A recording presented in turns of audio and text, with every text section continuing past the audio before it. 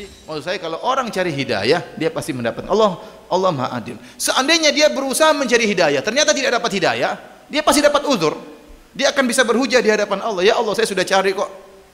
Anda tidak memberikan kepadaku. Engkau tidak memberikan hidayah kepadaku. Ya. Tapi kenyataannya kalau orang cari hidayah, dia pasti dapat. Kita sering dapati betapa banyak orang masuk Islam gara-gara mereka cari hidayah. Mereka berusaha mencari kebenaran, membaca kitab-kitab suci agama lain, kemudian baca Al-Quran, tapi dengan syarat hatinya bersih, membersihkan dari kepentingan-kepentingan duniawi.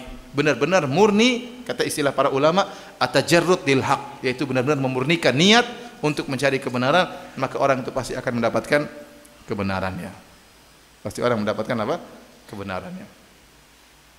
Saya pun kalau bercerita tentang diri saya, ya, artinya waktu saya datang dari Sorong menuju Yogyakarta, ya, saya asing dengan dunia pengajian. Di Sorong dulu saya pernah mengaji sama ada ormas ini, kelompok ini, ya. Terus sampai di Jogja, bingung, semakin bingung. Ternyata di Jogja semakin banyak daripada di Sorong, ya. Semakin banyak macam-macamnya. Sampai saya berdoa terus kepada Allah Subhanahu Wa Taala. Dan saya pergi ke pengajian mana-mana saja saya pergi. Pergi ini saya datang, pengajian itu saya datang. Sampai Islam Jamaah pun saya datang. Ketemu dengan ustadznya saya ketemu. Saya cuek aja pokoknya. Saya berusaha dialog sama ustadznya. Padahal saya nggak punya ilmu. Tapi saya tidak peduli. Pokoknya saya berusaha mendatangi yang dibilang sesat, nggak sesat. Saya berusaha. Saya ingin buktikan kepada Allah saya telah berusaha. Saya buktikan kepada Allah saya telah berusaha. Saudara Allah, alhamdulillah, ya. Saya berdoa, kemudian saya sholat malam minta kepada Allah Subhanahu Wa Taala. Tahu-tahu Allah mengiring saya kepada apa? Sunnah Nabi SAW. Tahu-tahu saya ketemu dengan dai yang menyuruh kepada sunnah. Meskipun waktu itu saya sempat ketemu orang-orang yang tidak suka dengan sunnah dan benar-benar menjelek-jelekan itu dai-dai seperti itu. Benar-benar saya terpengaruh awalnya. Tapi doa tidak saya berhentikan. Saya terus berdoa kepada Allah. Kalau memang saya terakhirnya di sini, ya Allah, saya punya hujah. Saya sudah berdoa dan saya sudah berusaha. Kau tidak bisa menyalahkan saya.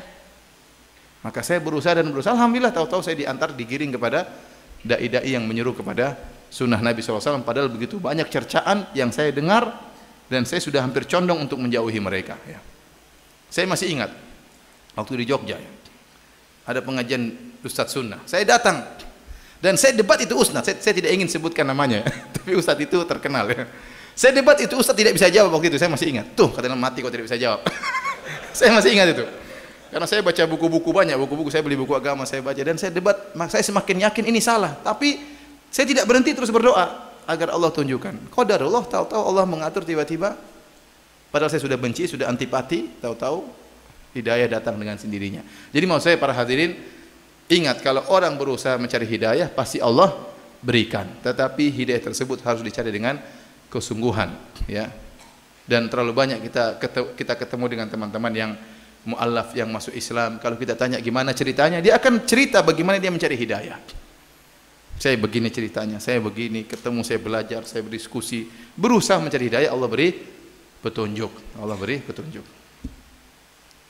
Namun sebagaimana saya katakan, hidayah di tangan Allah Subhanahu Wa Taala, ya. Ya, terkadang orang yang tadi tidak cari hidayah pun Allah kasih hidayah. Terkadang orang yang tidak cari hidayah pun Allah kasih apa? Hidayah. Karena Allah mungkin doa orang tuanya, mungkin doa kakeknya, kita nggak tahu. Tapi pasti ada sebab. Cuma kalau kita tinjau dari dirinya, terkadang tidak ada sebab, ya. Ya. Seperti kisah yang kita dengar sebagian ikhwan, ya. Ada orang sangat benci kepada pengajian rojak, ya. Sampai dia melarang mengumpulkan tanda tangan supaya tidak ada pengajian ustaz-ustaz rojak. Dan dia sangat benci, ya. Dan ada pengumuman dia robek-robek, sampai satu hari, alhamdulillah sekarang ini jadi donatur, ya, sering apa? Bantu pengajian, ya. Saya kadang ngisi di tempat dia, ya. Kadang undang, waktu saya pernah ngisi 1.500 orang pengajian, semua dia yang tanggung buka puasanya, makan besar, ya. Jadi rupanya dia itu, ya, satu hari merobek-robek pengumuman, tapi ada satu yang belum kerobek, tulisan 756 AM. Waktu dia mau jalan, dia pingin coba-coba, ini apa sih? Coba dapat hidayah. Padahal sudah berusaha apa? Melarang-larang. Tapi tatkala dia pingin tahu, itu mungkin sebabnya dia apa namanya? Dapat hidayah. Nah, kita tergetik, kenapa saya mencelam? Coba saya pingin tahu, dengar. Tahu-tahu dapat apa? Hidayah. Ya. Saya cerita juga bagaimana ada seorang, ya, saya ketemu dia ikut pengajian, sampai ke Jogja dia ikuti, sampai ke Gunung Kidul dia datang, dia kenalkan, Ustadz saya fulan. Oh ya, saya ingin cerita Ustadz. Cerita apa? Ustadz, gimana tahu saya bisa ngaji sama Ustadz? Gimana ceritanya? Waktu itu saya buka internet, saya lihat Ustadz dicaci maki, dijuluki Fir'aun. Saya penasaran, ini Fir'aun kayak apa ini? Kok bisa dijuluki apa? Fir'aun. Saya penasaran, maka saya putar. Oh, Fir'aun kayak gini. Akhirnya saya datang sekarang. Jadi terkadang tadi dia berurusan bukan mencari hidayah, tapi pingin tahu aja. Tahu-tahu Allah kasih apa? Hidayah. Akhirnya mengenal sunnah. Ya. Akhirnya mengenal sunnah.